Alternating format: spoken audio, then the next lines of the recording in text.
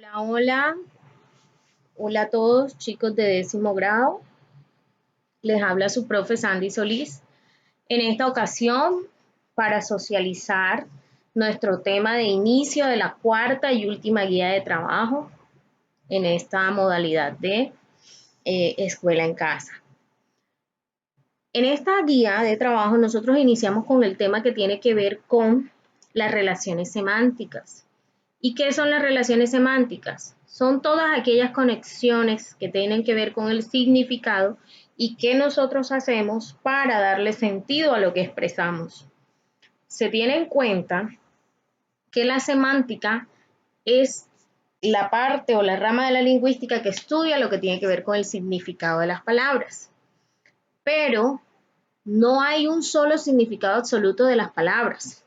Si observas la imagen, el significado literal alude exactamente a las denominaciones que nos da el diccionario sobre una palabra, pero también hay un significado contextual o una connotación, si han escuchado esa palabra anteriormente, que tiene que ver con formas particulares que la sociedad le da a las palabras o a las expresiones. Miren el ejemplo que está aquí. Si analizamos la expresión llévale la corriente, tú puedes buscar eso en el diccionario y corriente es un conjunto de agua que arrastra y la corriente se llevó el palo. Estamos hablando entonces de que la corriente del río, del agua, se llevó algo. Pero en el caso de cuando digo llévale la corriente, tú llévame la corriente con lo que yo voy a decir. ¿Qué quiere decir eso? Que actúa como si yo tuviese razón, o sea, como que ve de acuerdo a lo que yo vaya diciendo. Entonces, si se dan cuenta, hay dos tipos de significado, uno que es literal y otro que es contextual. También los podemos encontrar como significado denotativo, que es el que da el diccionario, y connotativo, que es una percepción distinta aceptada por la sociedad. Bueno, hablando de significados, vamos a ir a cada una de las relaciones semánticas que nosotros manejamos en el español. La primera es la monosemia. Cuando hablamos de monosemia estamos hablando de aquellas palabras que solo tienen un significado, no más. O sea, un ejemplo de ellos puede ser leer, verbo, automóvil. Son palabras que solo tienen un significado, no las podría usar en otro contexto aludiendo a significados distintos. Luego viene lo que es la sinonimia. La sinonimia es cuando una palabra puede ser expresada de distintas maneras, con otras palabras, con formas diferentes, pero yo quiero expresar el mismo concepto. Eso quiere decir que, como lo dice el ejemplo, en distintas maneras puedo decir lo mismo. Miren el ejemplo, pretérito, pasado y anterior. Las tres palabras significan que algo que ya sucedió.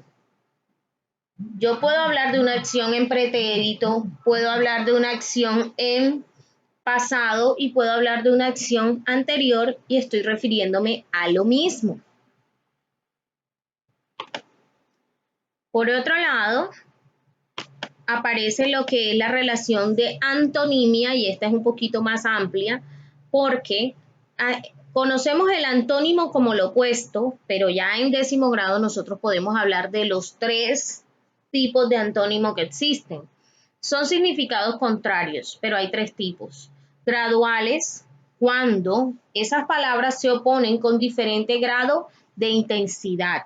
Un ejemplo es frío y caliente. Estamos hablando de temperatura, pero en distintos grados de intensidad. Entonces, esos son antónimos graduales. Sí, son opuestos, pero uno es un grado mayor que el otro. Complementarios, cuando estamos hablando de palabras opuestas que son incompatibles, o sea, que la una anula a la otra. Por ejemplo, vivo quiere decir que no estás muerto. Y si estás muerto, entonces no estás vivo. O sea, solo se puede dar una, porque la otra anula inmediatamente a su opuesto. A ver, Y por último están los antónimos recíprocos, que establecen una relación opuesta, pero en la que no se puede dar uno si no se da el otro. Un ejemplo, comprar, vender. Yo no puedo vender si nadie me compra. No puedo comprar si nadie me vende. O sea, esos necesitan que exista el otro para poder darse.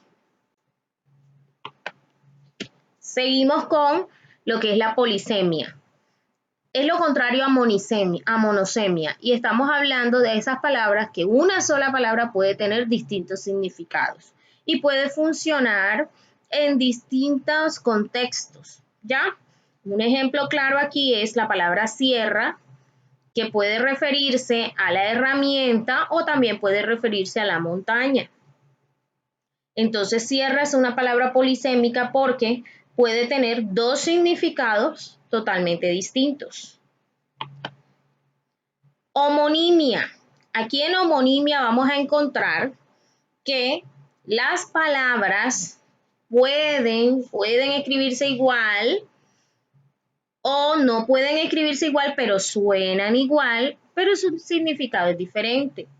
Miren los ejemplos que están acá. De homonimia yo puedo encontrar a las homófonas, que son las que suenan igual, pero se escriben distinto, y a las homógrafas, que suenan igual, se escriben igual, pero aún así, dependiendo del contexto, es que yo determino qué significa. Un ejemplo, homófona hay y hay. Una va con H y otra sin H. Una es del verbo haber, la que va con H, y la otra es una expresión de sentimiento. Entonces, suenan igual, pero en texto se escriben distinto y significan distinto. Y en el caso de la homógrafa, vino de beber, o sea, de consumir el alcohol de la vid, y vino de venir, el verbo. Se escriben igual, suenan igual, pero son distintas. Aquí hay una relación de homografía y en el caso de hay sería homofonía. Continuamos con los campos semánticos. Un campo semántico es un conjunto de palabras que se relacionan por un contexto en el que se dan. Están relacionadas ya sea por función, porque aparecen o hacen parte del mismo equipo o grupo de trabajo. Entonces, dentro del campo semántico o unidades léxicas que se relacionan, por ejemplo, tenemos aquí profesor, aula, alumno, pizarra, aprender. Esto hace parte del campo semántico de la escuela. Todas estas palabras están relacionadas sin duda alguna con la escuela. Entonces hacen parte de un mismo campo semántico. Es distinto a las familias de palabras o familias semánticas. Continuemos. Hiperonimia. La hiperonimia es el nombre que recibe un conjunto de palabras que se relacionan entre sí. El hiperónimo flor, por ejemplo, tiene como hipónimos, o sea, como elementos constituyentes, clavel, rosa, margarita. Puedo decir que un hiperónimo es el nombre del conjunto. Hipónimos son cada uno de esos elementos que hacen parte de ese conjunto, que en este caso le estamos llamando flor.